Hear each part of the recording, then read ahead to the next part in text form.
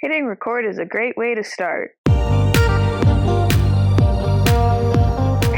Thank you for joining the Escape With Me Book Club. Escape with me, Sam Reiner. And me, James Reiner. Into our most recent read. Come with us as we evade reality and go into detail about a new book. We'll be covering the book from beginning to end, so there will be spoilers. Today we're going to Merc, because why not? Published November 7th, 2023, Bookshops and Bonedust is a prequel to the beloved Legends and Lattes. Changing the formula up a little, we see a glimpse into Viv's violent past and her love of books. A greatly anticipated addition to the series. How did it hold up in the end? So, background for this, a friend of mine recommended the first book to me, and my husband bought it for me, and then I loved it, and you loved it too, didn't you? Yeah, I like Legends and Lattes. And then got to the end of that, found out another book was coming out, and then we found out it was a prequel, and you were not happy. I wasn't. I liked Legends and Lattes because of how cozy it was. Didn't really rely on any violence or the typical fantasy tropes. It was just a feel-good story about Viv starting this coffee shop and all the friends she gathers. So when I heard it was a prequel, I was like, no, I want to hear how the story turns out of the characters I already know. Yeah, that was what you were most upset about. You were like, I care about these characters now. You can't make me care about this other random characters. Which I still stand by because it's basically none of the characters you get to know in Legends and Lattes. The only same one is Viv. It's just a younger Viv. Yeah. Just doing her thing, sort of. I mean, it still takes a cozy stance in the sense that you say, oh, it shows her violent. It's like, no, it doesn't. It shows a pause in her violent past where she's itching to get back to her mercenary ways. Yeah, but she does, in the end, use violence to solve the issues. She does. Well, I mean, violence, yeah, more of her head. But also, once again, her friends. And I get what they're doing with the prequel. They're saying, hey, this was when the armor started to crack for Viv, where she thought she loved her life and she just couldn't leave it. And she even gets in a relationship. I can't be in this relationship because my adventuring is too important for me. But she basically gathers friends in the village she's stuck in. And it's a prequel, literally a prequel to what happens to her when she starts the coffee shop, that these friends help her in the end. And something I really appreciate about it is the relationship she starts, just really quickly, is somebody that was an adventurer and now isn't an adventurer anymore. And Viv's like, I don't even understand how you can not adventure anymore and how you can just have this bakery or whatever, or this job that's totally not adventuring. And so we kind of get a vision of young Viv just starting out, excited, ready to go to town, versus Legends and Lattes, where she's at the end of her journey and she's done. She's done. She's so ready to start her own business and do something completely different. So it was an interesting pick time-wise that I like. Good contrast, because it's definitely meant to be read after Legends and Lattes, because there's lots of foreshadowing with the plot. Being like, Viv's like, oh, I can't imagine why you could stop adventuring. Oh, here's a good business idea. And she's like, oh, that's so helpful. You're good at running a business. Huh. Yeah, but I did appreciate that it does not use marketing. She uses other things. Well, I mean, she does use some marketing tactics, but it doesn't override the fact that in Legend and Lattes, the succubus is the one that really thinks of the inventive ways to... Tandri teaches her marketing, so I appreciate it. I was a little curious how they were going to handle that. Before we get into it too much, age level adult, because adult is the default setting, and not because of the content, because it is a cozy, but we do have some graphic violence, blood, language, and animal cruelty and death. I would have to go pick up the book again, but I trust myself. Try to remember when there was animal cruelty. An animal dies, apparently. I cannot remember that scene. Well, I trust your notes. I'm just like, man, am I so desensitized? I'm like, whatever. A dog didn't die, I'll tell you that. I remember if a dog died. I know Pot Roast got attacked.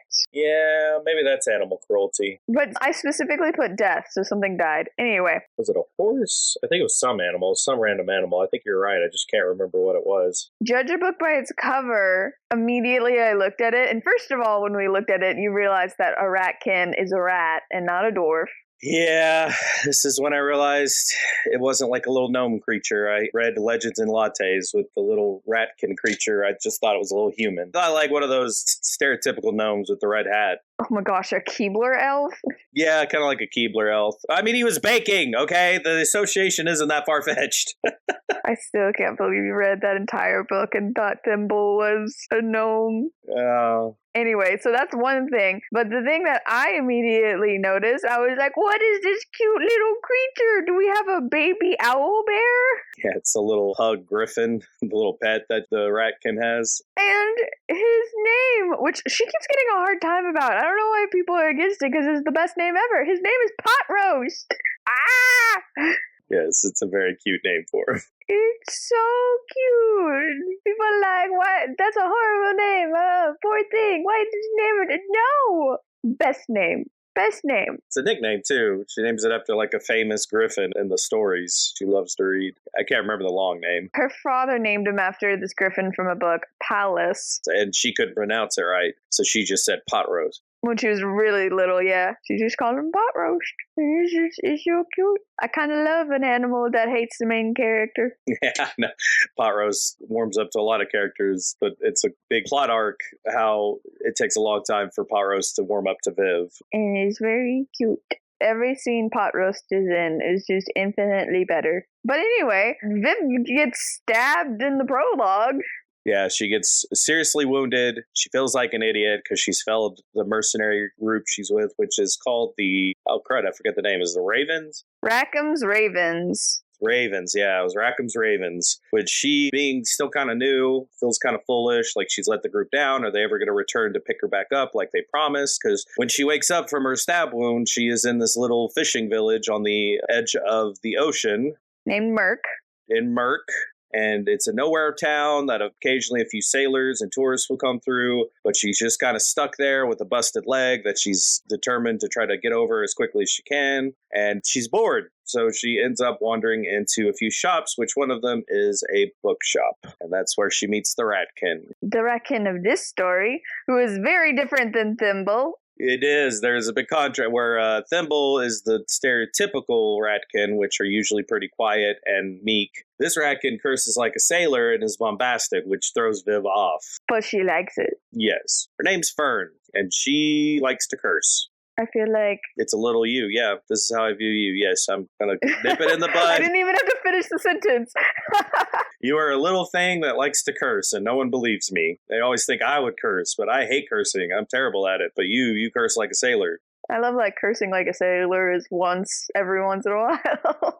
But yeah, so the bookshop's not doing too well, though. Fern isn't sure what to do. But Viv notices very quickly that the bookshop looks like crap. It's dusty. It's kind of nasty. It's got broken pieces and stuff. So she doesn't start out by being like, oh, I'm going to fix this bookshop. She starts out with, I need to fill my time because I'm healing. So ends up getting basically, I wouldn't say tricked, but Fern convinces her to take one of her books. And she ends up reading it, liking it. And that starts a trend of Viv slowly consuming books while she's staying in Merc. Which I really liked all the little story inputs, because the author doesn't just say, oh yeah, she reads this book. He'll have little snippets of what's in the book.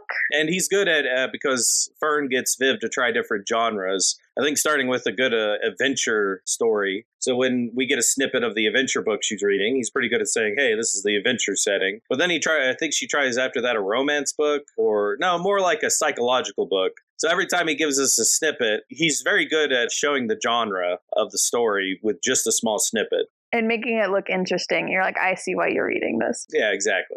I love those. And she also kind of starts helping by accident. Yeah, she wants to give back to Fern since she's kind of around. So she does I think the first thing she does, doesn't she fix the wooden walkway outside her shop? That she broke? Yes. That she broke accidentally, but she broke because they were rotten and decaying. She has a crutch, and so it's a lot of weight on the thing. And so it breaks, and she's like, well, now I feel bad. And so she fixes that up. And Fern doesn't know how she feels about that. Yeah, she definitely has the I don't want any handout attitude. But she's kind of in this conflict with herself because a part of her is like, this bookshop's about to fail. I'm about to ruin my father's legacy. I'm going to lose this shop because I don't know how to keep it going. But on the other hand, wants the help from Viv because Viv is pointing out good ideas like, hey, you should dust this place up and make it look not like like a dump anymore, or a fresh coat of paint's going to really help draw customers in, or you should try to stack some of the books on the shelf and get rid of some and put some in the back, and so on and so forth. So she starts pointing out things to Fern of how to make the bookshop more appealing. What's interesting is you would expect in this plot line the store owner would be like, please help me. But it's kind of the opposite, where Viv is like,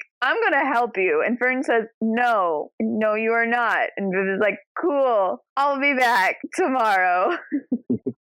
Though there is at one point where Fern kind of invites Viv to just sit in the shop. It was a moment for me first. It's like, Fern's getting superstitious, thinking like, this is my good luck charm. I need her to just sit in the shop and good things happen.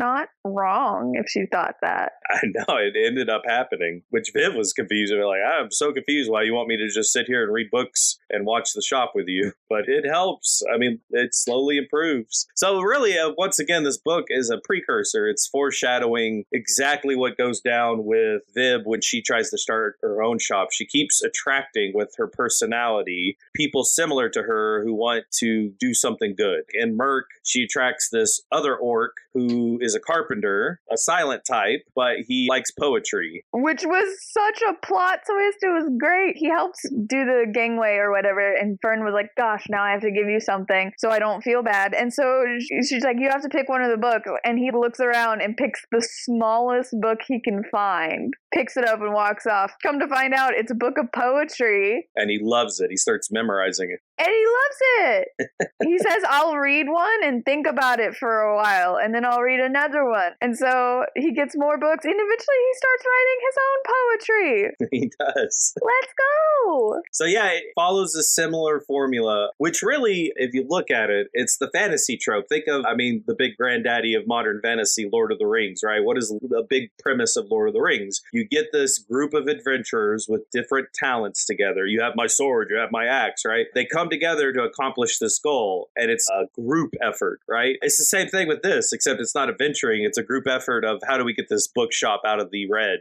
And you're collecting all these different fantasy types who are going to assist accomplishing the goal of the adventure, which is saving the bookshop. So you have the orc who's the carpenter, you have the dwarf who is the baker, who also has a small relationship with Viv during the book. First love. You also have the elf, I want to say, the writer. She's an elf, and her bodyguard, quote unquote, is human, right? I'm not wrong about that, am I? You're right. Okay, I was about to say, and she helps only at the end, but she does help a big bit because she's a famous author. She comes in to do a book signing, and it really helps make Fern's store more popular. So it's fun. It mimics Legends and Lattes, this whole a slow collection of adventurers that accomplish a goal. But instead of helping Viv's shop, slowly, surely, quietly, we get helping Fern's shop. Exactly. Slowly, steadily, and semi-violently. Yeah, so where at the end of Legends and Lattes ends with fire destroys the shop, Viv doesn't know what to do, but everyone comes together and helps save Viv's shop. That's the climax. This climax is making a necromancer suck herself into her own book and die. Which is, I saw it coming and I was like, that's so good still. That's so good. It is very good. Yeah, I was like, I see what they're doing. This is good. And as soon as she was like, grabbing the book, I was like, I know what she's about to do. Anyway, let's talk about that a little bit. So she gets injured in a battle where Rackham's ravens are trying to track down a super evil necromancer named Vereen the Pale. And they don't really go into a lot of detail, but necromancer, evil, basically, yeah. So she gets injured. They drop her off of this random sea town to go chase down the necromancer. Yeah, we'll loop back around and come pick you up, probably, maybe. I don't know. Bye. That's how it happened in Viv's mind. In Viv's way, yeah. Because she was out most of the time, but the way she feels is, they could have just abandoned me. What reason would they have to come back to get me? She's in a very low point. She's kind of hating herself. Yeah, because she finally got to do the thing she's always wanted to do, and then she messed up. So while Viv's in this town doing what she's doing, she one day sees this sketchy looking dude, and she's like, you're sketchy. It's the main reason is because she whiffs a faint scent of snow and copper, I think is the metal she mentioned. Yes. Kind of like blood under snow is what she describes. And that's a telltale sign sign of a necromancer. She's smelt that before when she's been around necromancers. Yeah, it's the smell of the undead. And so obviously she's not a fan of that. What you doing here, buddy? But nothing comes to it at the beginning until later on, he's at the bookshop. And she's like, oh crap, no, out. And to make matters worse, before he leaves, he slaps Pot Roast. Because Pot Roast was about to attack him, and then he's like, oh, I'm so sorry. And she's like, you can do anything you want, but you cannot attack the Pot Roast. I will create a mortal enemy out of you, and the next time I see you in the streets. Oh no, she immediately chases him with the sword. It's not next time I see you in the streets. He's like, I'm chasing this guy down. Well, I mean, I say next time I see you in the streets as in, okay, now I'm going to go find you in the streets. Yeah, basically. Which the fight, she tries to pick a fight with him and ends up in prison because of it. Yes, because you're causing a street fight. Anyway, but he was in the bookstore and Viv is like, why could he possibly have been in a bookstore? And I'm like, Fern either has something and she doesn't realize she has it, or he stashed something in the bookshelf. See, I thought he was looking for something. That's my go-to. It wasn't a little later. I was like, oh, he stashed something there. There are only two options. I just thought he was looking for something. It didn't hit me until I think Vern found the book he had hidden there, that he was there to hide it. Because she took all the books from the shelves trying to clean and whatever, and he finds something behind the bookshelf. Yeah, because she was also trying to figure out what books could go in the back and what books she wanted to keep out front. And in the process, found a book. She's like, I don't know what this book is. I've never seen it before. One more character we should probably mention just real fast. There's this random gnome. Yes, which I'm convinced that it ever revealed she couldn't read. Okay, we'll get there. Okay. Viv, while staying at the inn while she's recovering, there's a gnome there that she meets. Galena. She's pretty important, but I don't know, you always forget about her when she's not really there. Oh, I didn't. She's like B rank.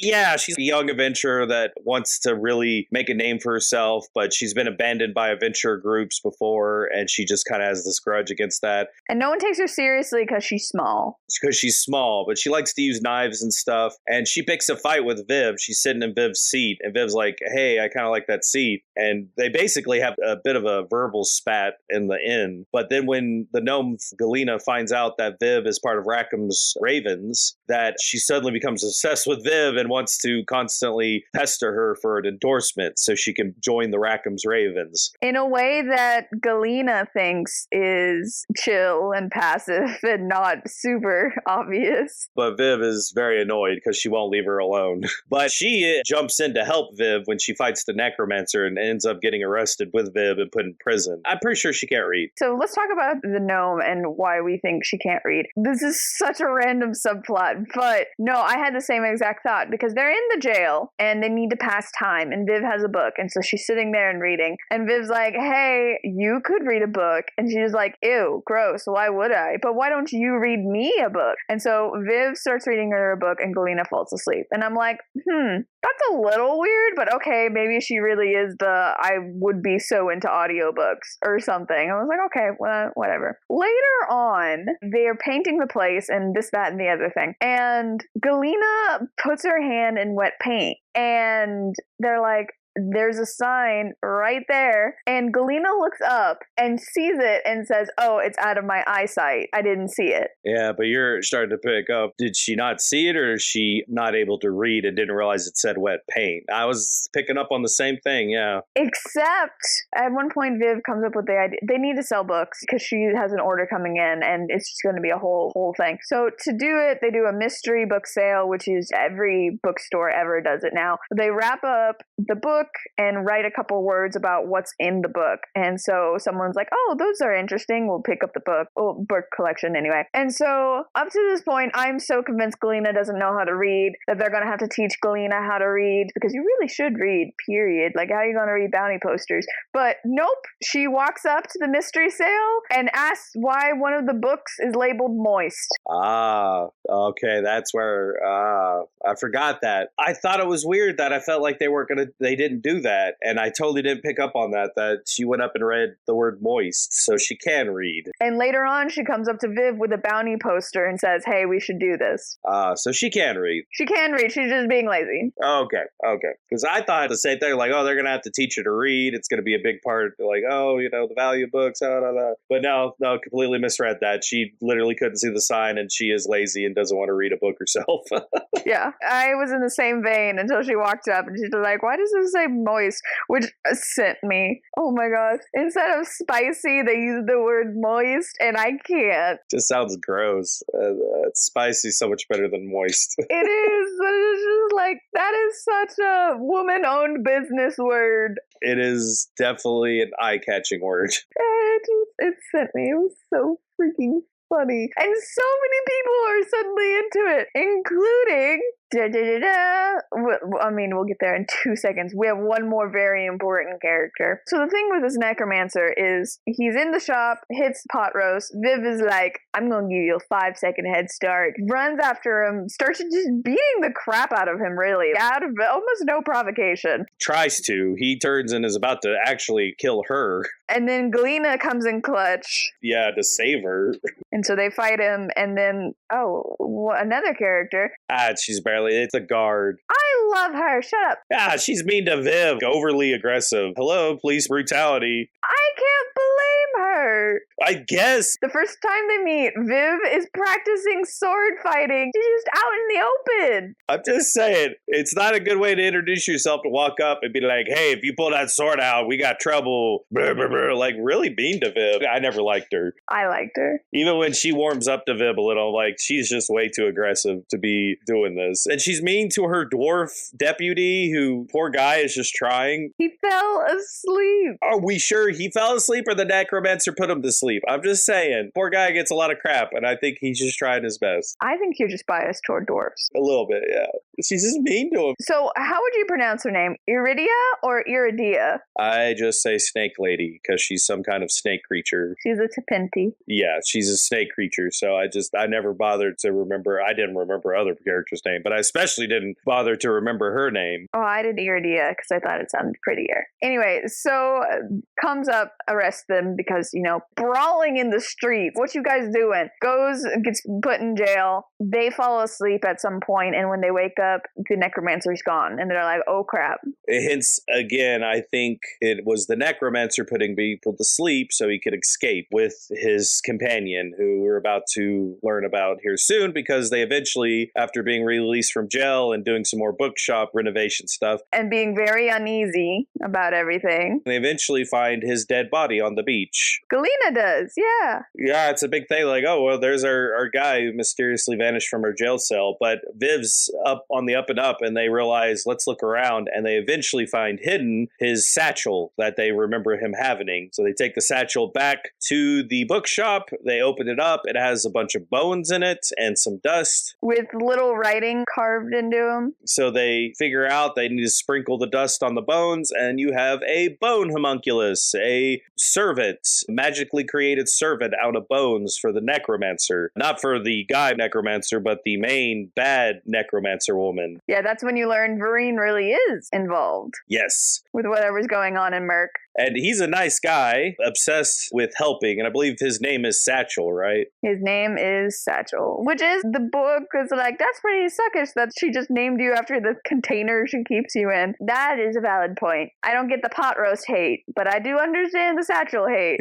Although it's a very, I don't know, it kind of fits him. Well, that's the thing. He's fine with it. He's a very, I am here to serve. I love to serve. I just like the hard consonants. They just match him very well. Yes. And he is magically bound to not reveal his mistress's secrets, but he's more than happy to help in any other way, and he kind of helps out around the bookshop. Because you come to find out he honestly doesn't really like her. She's mean to him. Oh, he hates her. He would more than anything would like to reveal her secrets, but he would cease to exist magically bound to her if he just flat out told them, this is who she is, where she is, this is her secrets. So they get around it by basically playing playing the game of if he doesn't say anything, that's basically a yes. Hey, is this her special book? Silence. Ah, that must be a yes. Yeah. So the other things they have, which, by the way, the book is called Bookshops and Bonedust. And so you have to sprinkle Bonedust to summon him. And I was like, there we go. There's the title. And cue credits. Legends and Lattes immediately, and that's also the name of the shop. Immediately, you're like, okay, that's what that is. But I was like, where is Bonedust coming with this? And it's the necromancer theme. So I'm just going to talk about them based on the literature they like, because I think that's very interesting. Oh, yeah. He loves, first of all, he can read an entire page. He just absorbs the words. And so he reads like a crazy person. Yeah, he just flips pages and that's him reading. He reads so many books so quickly. Which was a whole thing in and of itself to get him to read, because Fern was like, hey, I feel weird about you helping all the time. You should have some time off. And he's like, I am literally not created to understand that concept. And so it takes some doing, but eventually she convinces him to read some books. And yeah, he likes the moist ones. Oh, yeah, he does, doesn't he? I forgot that. Oh my gosh, it's so funny. And it's just like, I have so many questions, but I'm not going to ask any of them. I can get it because there's a scene where, do you know how long you exist? Are you conscious in the bag when you're put to sleep? And he's like, no, I'm not conscious in the bag. I've existed a long time. And they get to a point where he basically tells him, he's like, I've seen some things and I cannot forget them. So to me, I'm like, when you've seen some things, when you've had to do some terrible things against your will because he has no will, because he has to do exactly what she tells him to do, the moist books would probably be a relief. I still have questions, but that's beside the point. He likes moist books. Galena likes moist books. Viv likes moist, but they all like moist books. And it just so happens there's a moist book writer nearby when they go bother the elf woman. The titles of her books. I have all of them. All the ones that they mentioned. She is the author of Sea of Passion, Desert Heat, Thirst for Vengeance, and Sinner's Isle.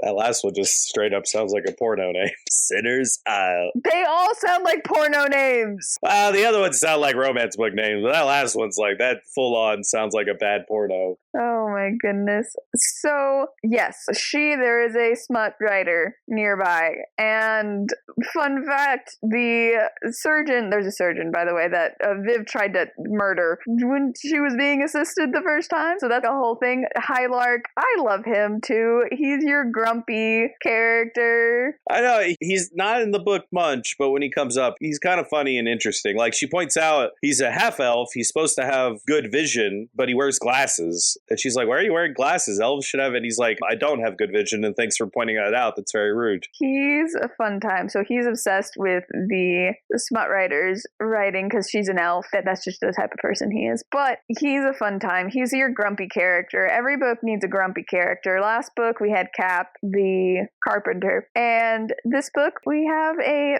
fancy elf surgeon. Yes. It's a good time. Which I think that's just about all of them. I think so, yeah. So he's out and about, and they're like, well, this is concerning, but how concerning is it? And then Viv, this was actually kind of fun. Back to the book. The book is important because you open the page, and as Viv puts it, it's not just black pages. The pages are completely black, but they're not ink. They're like the depths of depravity. Yeah, basically the book is every page is this portal where it saves something. Like the necromancer uses it like a bag of holding, or she can store stuff inside of it. And the first page Viv looks at is definitely mimic coins. Yes, she puts her hand in, fills coins, but all the coins start to try to bite her. So she pulls her hand out, and she puts her hand in another one. She pulls out her sword that she has in Legends and Lattes. This is how she gets her sword. You can't have a prequel without some kind of, now we have to explain this part of the lore. But that was a pretty cool way to get the sword. I mean, fair. Yeah, and she becomes a little too obsessed with the sword. Oh, I have to get back to my sword. And you're like, is this thing cursed? It's not. She doesn't have to remove a curse, but she just really likes practicing with it. Well, yeah, I think it also reinforces the whole she's not ready for the sedentary lifestyle, which is a big theme because she's like, I got to get back to my group. This is great. I'm making friends, whatever, but this doesn't matter because I'm leaving the next day. I'm going to start this romance with a dwarf. She says she knows we're not going to get serious, but it's still kind of dramatic when I say, okay, I'm leaving now. Yeah, the whole book is Viv feeling weird about becoming friends with people school or anything because she's like, I'm gonna leave. Exactly. So at the end of the book's a little emotional because she's basically, bye Fern, bye woman I've been in love with for the past 2 months. I'm not sure how long she's there. It's for a while because her leg has to heal. But yeah, I think the sword represents that because there's moments in the books where she's supposed to go on a date with Maylee. For example, she's supposed to go on a date, but she ends up kind of ignoring Maylee the whole time, just thinking about that sword. And at first I'm thinking it's a curse, but really it's a representation of, at this point in her life, she's always going to put the adventuring before relationships. She's not ready to settle down yet. Exactly. Put roots anywhere, such and so forth. The sword represents that. She is willing to put the sword over other things. But that being said, okay, here's the thing. The book mentions, hey, first loves. I think it mentions it on the cover. And I'm like, okay. And I thought it was going to be Fern because, you know, they have a lot of chemistry. But no, it ends up being Maylee, the sweet little baker that used to be an adventurer and flirts with Viv like almost immediately. I was so, and maybe it's because I'm so down for Tandri, but I had a hard time buying them as a couple. And even Viv has a hard time buying them as a couple. Every time she has a good moment, she feels guilty. Yeah, I wasn't on board on it. It always felt awkward and a little forced, which maybe that's how it was designed because it's supposed to represent how Viv wasn't for it, really. But yeah, the whole time I was thinking like, I'm not really into this one, especially because I know she ends up with the succubus, so I'm not going to get invested. What we do in here, yeah. Yeah. But it still could have been a good romantic whatever, but I don't know. It's set up as a regret, sort of in a way, what could have been kind of relationship. But I don't know. Part of me was like, whatever. I'm not really invested in this. Yeah, and like I said, it doesn't help that Viv's not invested in this. Exactly, so. And maybe that's the point, like you said, but it was just, I don't know, you have way more chemistry with Fern. And then there was one point where I was like, does Fern and Maylee get together? No, I never once thought Fern was going to get together with one of the... I was actually thinking Fern, I don't know, she never struck me as interested in women. She always struck me as interested in men. I don't know why. She never struck me as interested in anyone, but sometimes she flirted with Viv. Did she? Because I was thinking the whole time, like, if she ends up with anyone, maybe Thimble. Mainly because the plot point I'm thinking that would be very hilariously comedic. That the foul-mouthed Ratkins ends up with the little quiet Ratkin who's so gentle. Well, I thought about that because Maylee saves her because Maylee is a thriving business. Everyone wants to be there and line out the door every day. And she will donate pastries to help Fern. And I was like, but how cute would it be? This little bookstore next to this little bakery. I think it also doesn't help that she literally just looks like a giant rat. So pairing her with a humanoid is a little weird for me. I don't know. That's too furry territory for me. I'm like, They're intellectual equivalents. It's fine. So, yeah, I don't know. It was fine. Like I said, if Viv bought into it more, maybe I would have gotten into it more. But literally every time is hallmarked with her like, I feel guilty. This is weird. I like her, but not really.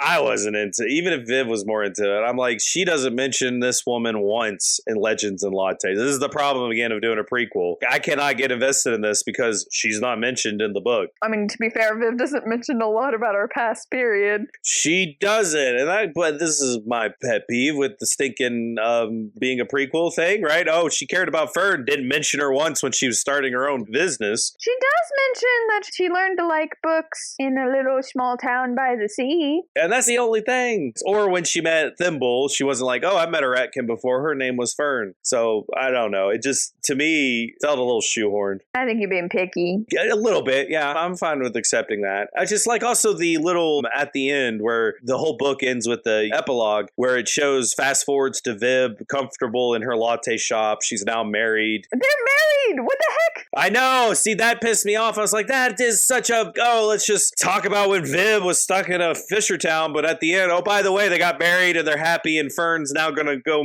possibly move next to them with a bookshop, which I liked the whole idea of Fern joining them with her bookshop right next to her coffee shop. But a part of me is like, you skipped over so much. This is the stuff I do want to read. Yeah, she was just like, and my wife. Yeah. So I rolled my eyes. I was like, I liked it because I thought if he writes another book, it'll be about that. And I was like, this better be a sneak peek. I hope so. Yeah. If he writes a book, it better dang well be a sequel and Fern is living next to Viv's coffee shop in her own bookshop and something else happens. Cozy. Yeah. Anyways, I skipped ahead. We haven't even gotten to the part where they figure out how to defeat the necromancer. No. So the problem with Viv getting the sword, though, is apparently when you take something out, she knows where it is, the location. Exactly. So the rest of the book becomes this whole, when is she going to show up? Is she going to show up? Is she here? Because the other thing is, this whole time, Viv is like, well, they're chasing after her. Is she going to show up, or are they going to take her down? Are they dead?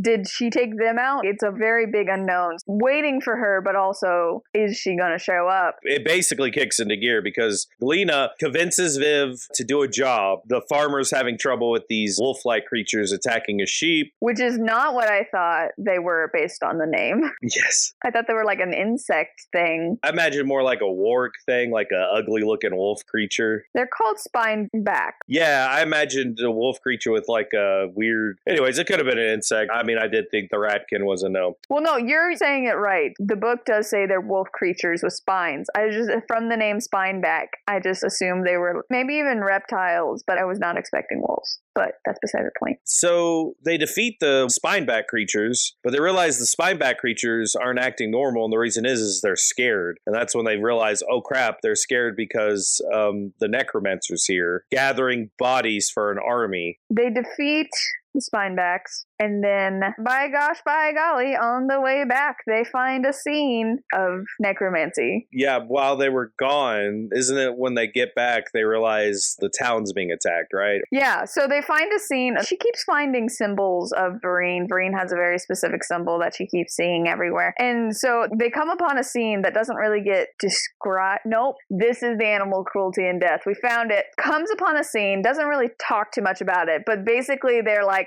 oh, this is what happened to all the missing sheep. Yeah, it wasn't the spinebacks. Implying that they were sacrificed so that she could create an undead army. Yes, now I remember. That is the dead animal. Yeah, she sacrificed a sheep. The farmer thought it was the spinebacks, but they were just hiding because the necromancer was there. And it was actually the necromancer using the sheep sacrifice to raise her undead army to attack the town. So that's what Viv finds when she shows back up with the gnome girl and stuff, is that the whole town's under attack by these zombie skeleton-like creatures. She has to fight her way through, and she's like, oh crap. So what happens is the bookshop and the bakery are outside of the walls of Merc, and then there's a bunch of stuff inside. And so there's an alarm bell going off. Viv is freaking out, goes to see her friends, has to make a choice here, and so she sends Galena to go talk to Fern, and then Viv is gonna go talk to Maylee, make sure she's safe. Goes in, she's like, are you alive? Are you safe? Cool. Get your hammer or axe, I don't remember, that she had when she was an adventurer. She's like, go get your weapon. Stay here, lock the door, let no one in. If they come in, kill it. And then she runs out and runs straight to the city. I don't know if I would have done that. I think I would have waited to make sure Galena and Fern are okay. She was in a hurry because remember, the book was in the prison. The wardens had hidden it in her office, right? So she had a dilemma. Do I go protect my friends or do I stop the necromancer? Because she knew the necromancer would be going for the book. So that's why she's in a hurry. In her mind at the time, she was torn on even stopping by Maylee's shop, but she rushes off because she's got to make sure the book isn't stolen. Yeah. The thing I thought was weird, though, is she checks on Maylee. She's like, hey, stay in this area by yourself. And I just thought it was weird that she wasn't like, hey, get to Fern's and you two together, stay safe. But I don't know. It's to save for the end, the twist in a hot minute. So if she had done that, it would have ruined the twist. But I thought that was a little weird, that it was like, stay by yourself. I didn't think it was weird. Bunkering down, because in Viv's mind, she's not there for Fern or Maylee. The only thing she worried is if they got caught up in the attack. Her mind is on, I got to get to that book. Yeah, I don't know. Bunker down together. Anyways, she fights her way into the warden. The warden helps get her the book, and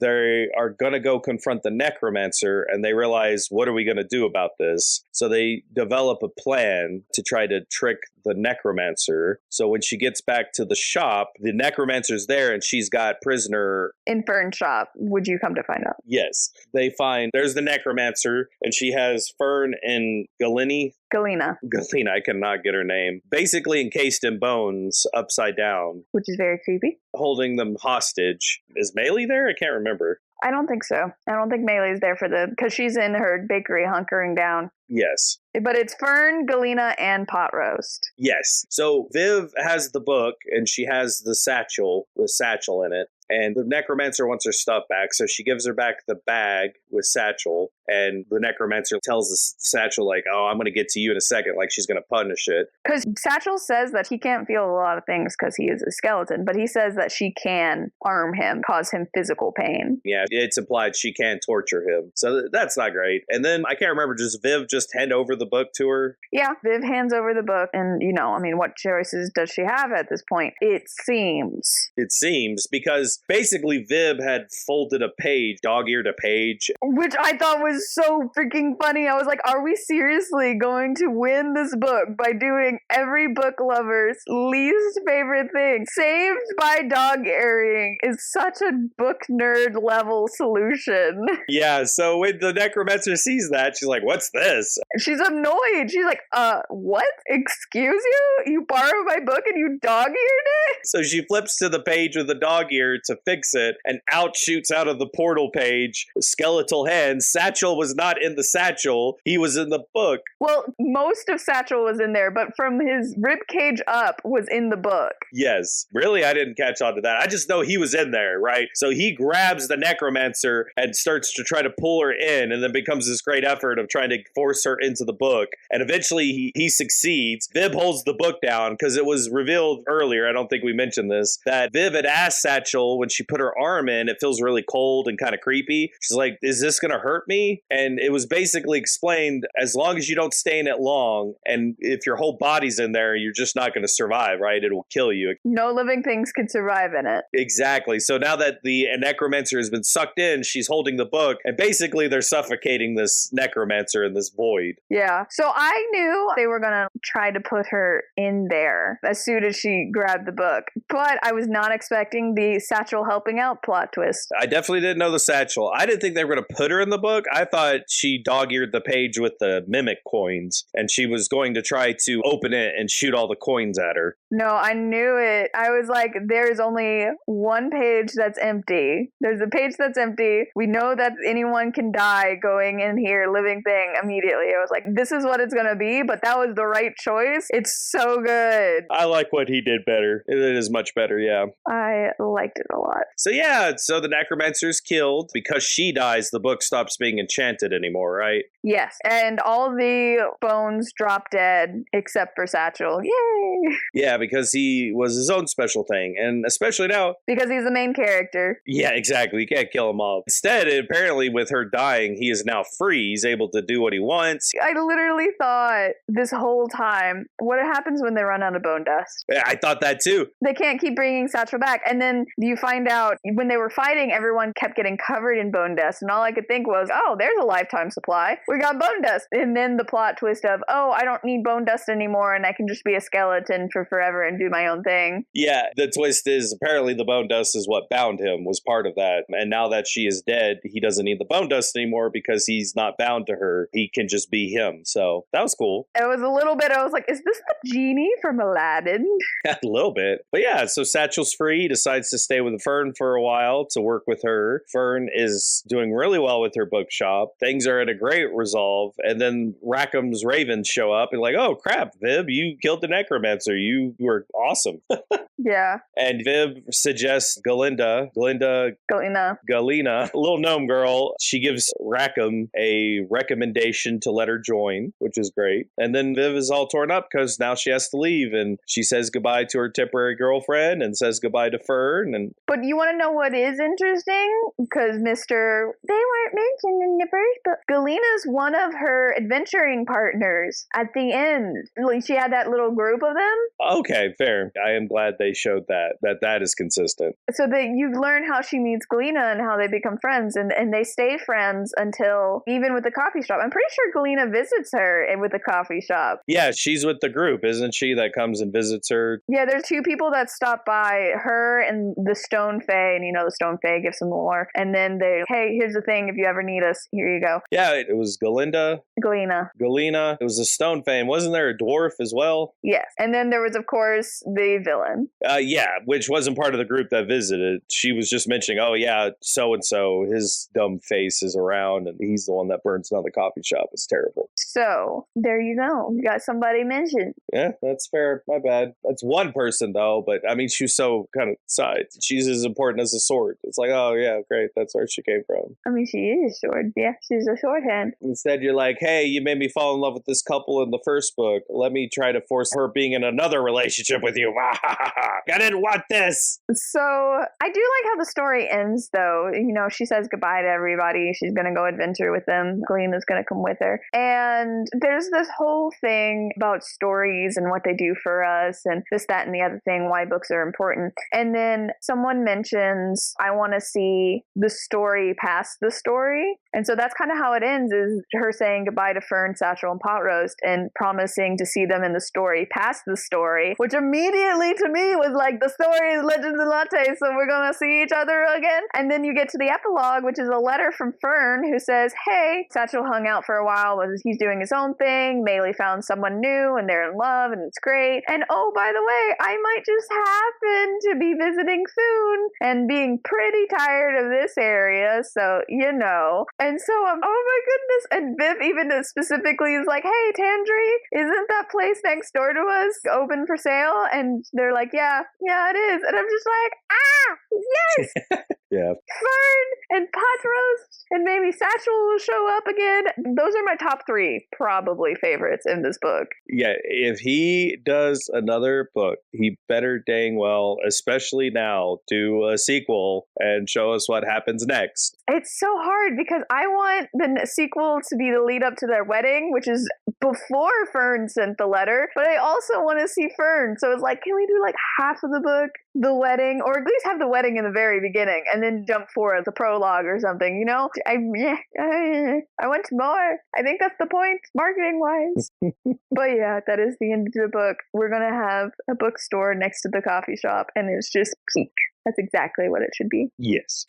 General thoughts. I liked it. Yeah, I enjoyed it compared to how revolted I was that it was a prequel and not a sequel. You were so upset. I was, but you know, now I've read it and I'm like, okay, it exists. I've accepted and fine with that now. Yes, pretty great. Yes. And to be honest, it is about a bookshop, and I'm always on board when it comes to being a book nerd. So I did like the book parts. My favorite part of the book was when they talked about books.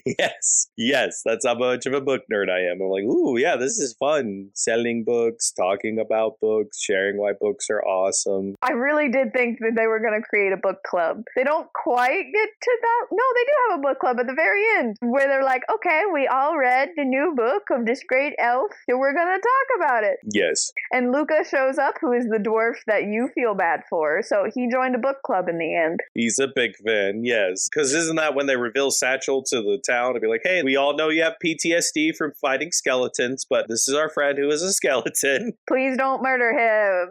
Please don't murder him. He's good. He helped save the town. Because they did keep him secret, in part because they were worried what people would think, and a word would get back to the guard lady that, oh no, they have something necromantic. Yes, that they were worried the guard would confiscate Satchel. In part because Satchel was so terrified about meeting people, which is fair, because he was worried he was going to get murdered. Yes. And so he was hidden for most of the book from the townspeople until the very end with the book club. Yes, like when the elf author visited the shop, he wanted to listen in because he was a fan of her books, but he didn't want to be seen, so they kept him hidden. In a box. Yeah, he could listen the whole time, but he couldn't be seen. But now he revealed himself, and everyone's like, oh, okay. Weirder things have happened, honestly.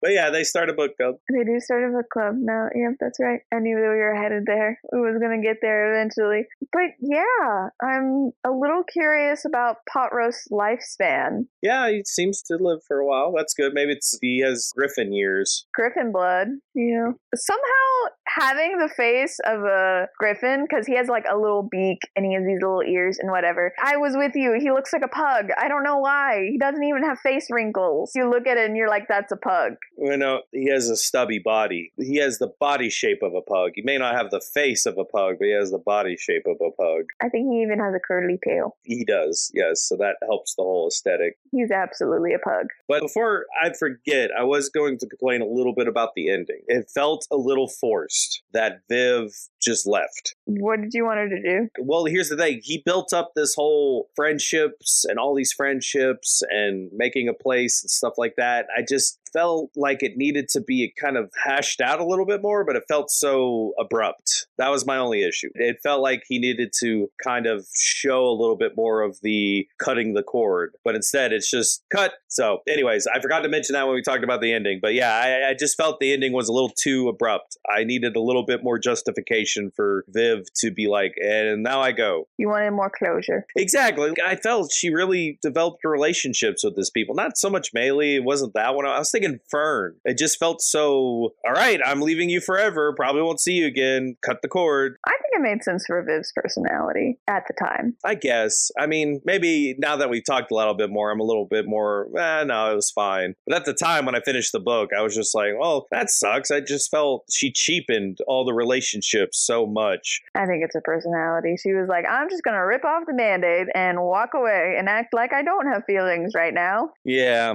I don't know. It just felt abrupt to me. Not so much now. I'm a little more forgiving of it now that we've talked about it again. But at the time, yeah, I finished the book. I was a little like, well, that's done. That's over. I was so mean to this book. I don't know why I'm so mean to this book. We women so biased. I was not wanting a prequel. I would have accepted a prequel maybe after a sequel, but going straight from first book to prequel, I was like, I'm not ready for a prequel yet. Too quickly. You did too good a job. Exactly. And I'm pissed again because like you made me like these characters. Stop introducing characters and then saying, and that's it. I need more of the characters. I like them. I think that's the root right there. It is. I was mad he did a prequel because like, well, now we won't get to know more about the characters we learned in the first one. And then I read the prequel. I'm like, well, crap. Now I like these characters. And she won't see him again, clearly, because they're not in the next book, really. I was mad. He keeps making me like his characters and then says, whoop, you don't get to see them anymore. So bitter. A little bit, yeah. I'm sorry. Oh my gosh, that's kind of funny. One question for the author. How much time does he spend in coffee shops and bookstores, do you think? Probably a little bit. It just seems like he's on the pulse of things. Did I tell you, or you might already know, but I looked it up. Did you know he is a voice actor who does audiobooks? Babe, I told you that last episode. Well, I forgot that, and then I looked it up and learned it again, and now I'm sharing it. Yeah, he is not just a voice actor, he is a prominent voice actor. He's done a lot of books before he became a writer. Yeah. But yeah, he's pretty cool. So that's really interesting that he was on that side of writing before he became a writer himself. So I want to know, what is next? We have coffee shops and bookstores. What else do we need? Do we need the bakery? I mean, technically we already have a bakery and the coffee shop. What is the next marketing equivalent? I don't know. It's something where something happens on the street where the coffee shop and the bookshop are, and they have to figure things out. Maybe like a murder mystery, a cozy murder mystery, where someone dies and Viv and Fern and all the others have to figure it out. Like, who died? Why did someone die on the street we work on? Is there a murderer about? Viv's like, do I need to adventure again? This is your master plan. I guess. I want him to stop taking characters away from me. Bring them back. I want to learn more about them. Stop doing what you're doing. Stop making me like more people. Bring back the people I like already. Gosh. Well, I guess I have to ask a question too, don't I? A little bit. I would ask, why the audacity of making it a... I was like, I don't have a question for the author. I have a demand. I have a rant of questions. Why'd you make me like the characters and then stop talking about them? What are you doing here? Why you make me care? No, I don't know. I guess to be more serious about it, I would have to ask the question, because it is the one, my thorn in my side about all this. Why a prequel so quickly? I feel like a prequel comes if you write like 2 or 3 books, but he went straight from book to prequel. So I just asked, why do you feel you wanted to do a prequel? I think that was the exact same question you asked last time. Is that... You're like, I still want answers. Wasn't that my question at the end of Legends and Lattes? I would not be surprised if it was. It probably was. Oh my goodness. Rating. I give this a book sale out of 10. Oh, that's a good one. I'm pretty happy. I go in. I'm like, I like books. You also like books. I now own books. great day. Oh, speaking of which, that was one thing I was looking at. Fern has a sale, and they're like, oh, that's great. It got rid of a bunch of books, but, it kind of put us in a bad spot because now everyone has books. They don't need to buy new books. And so their solution to having a sale screwing them over is to have another sale. Isn't it after the sale that they go and talk to the elf book lady? The thing they do right after that is they have the mystery book sale. And so they have a normal sale, and then they do a mystery book sale. And granted, it's a sale based on a ship coming in, but still, I'm just like, you have a sale and it screws you over, so you have another sale? Oh, no, yeah, she has a sale to clear out. Yeah, and then the mystery sale, because then it gets people to buy just based off the words. Yeah. They get it back, like she's selling like 2 or 3 books, but then they get really smart and then they get the lady. Yeah. Because then people come in who buy her book just to get a signature of it with it on it. They buy the book and get her to sign it. And they would start to buy books she didn't even write to start to sign it because they wanted her signature. Yeah. So it's just, guys, you can't be like, oh no, the sale screwed us over, and then have another sale. I think it makes sense because the sale was selling the mystery, not the books. It made sense to me. I give it a moist out of 10 because a lot of people like moist. I don't get it, but there you go. You liked the book, though. I liked it, but I'm still put off by moist. I'd like romance, but when you describe it as moist, I'm like, meh, I'm not a fan of that word. So it's the book. I enjoyed the book, but I'm still, meh, it's a prequel. It pissed me off. So moist out of 10. You're going to hold that bitterness. Probably for a while. Even though I like the characters and the book was good, I'm still bitter that he went straight from first book to prequel. I'm just going to beat this horse into the ground. And if he ever hears this, he's just going to hate me because I will not shut up about it. These people like you that made him want to write a prequel. Too much expectation. He's now going to write a prequel to the prequel just to piss me off more. Specifically you. He's like, I heard this random guy on the internet complain about being a prequel, so I'm making another prequel to the prequel. How did Viv joins Rackham's Ravens? There you go. Enjoy that. Pretty good. Pretty good. Read again. I would, Mr. Yeah, sure. Maybe. Yeah. Question though. If you read it again and you want to read both books, do you read it in order of publication or do you read it in order of it being chronological? Now, that is a good question. It depends on how I read it originally. So I guess since I read it publication date, I would read it chronological now. I'd read the prequel first, then the next book. I think the same, because we might have not picked up on all of the subtleties. Exactly. So I would re-familiarize myself with the prequel and the plot points. Then when reading Legends and Lattes, I'd be more primed to be like, oh, here's the subtle hints of where the prequel comes up. Here's what I would want to do. I would read the book, the prequel first, and then stop before the epilogue, and then read Legends and Lattes, and then go back and read the epilogue of Bookshops and Bonedust. Oh, I don't know if I go that far. I'm fine with a bit of a teaser flash forward. I want to feel the vibe. I want to feel the true chronological order. Exactly. Favorite of the series so far, because I really want more, and he has promised that another book in the same world is being written. So that's actually what I was thinking. You were like, haha, prequel to the prequel. I was like, no, he's just going to write new characters. Stop making me like new characters. I want to see the old ones. The only tie-in will be, oh, I went to the coffee shop, but I'm opening my own business over here.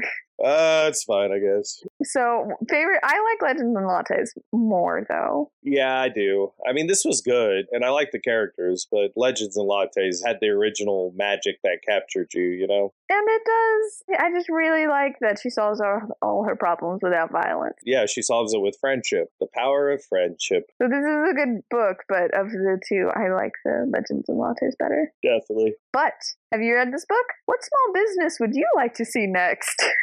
Do you have any book recommendations for us? Tell us all about it in the comments below. If you like the video, hit like, and if you're enjoying yourself, hit subscribe for more. Thank you for exploring Bookshops and Bonedust with us. Join us next time when we'll be covering Vera Wong's Unsolicited Advice for Murderers by Jesse Q. Sutanto. I'm Sam Reiner. And I'm James Reiner. And we hope to see you and a friend here next time. Escape With Me Book Club is a Lunar Skulk production. Check us out on TikTok or Instagram to keep up to date with us. Lunar_SKULK.